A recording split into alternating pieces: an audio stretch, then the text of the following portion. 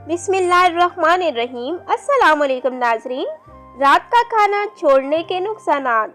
बहुत से लोग मोटापे की वजह से या फिर डाइट पर होने की वजह से रात का खाना छोड़ देते हैं, या फिर कुछ लोग वैसे ही भूख ना होने की वजह से रात का खाना छोड़ देते हैं, जो कि बिल्कुल भी ठीक नहीं।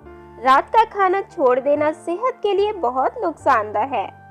सुबह तक मैदा खाली हो जाता है, जिसकी वजह से भूख ज़्यादा लगती है और नाश्ते में ज़रूरत से ज़्यादा खाया जाता है और कम वक्त में ज़्यादा वज़न बढ़ जाता है।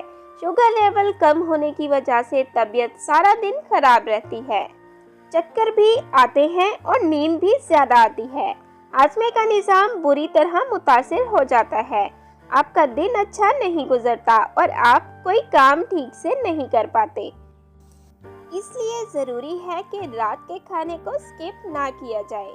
बेशक थोड़ा खाएं, लेकिन ज़रूर खाएं। Please subscribe my channel health.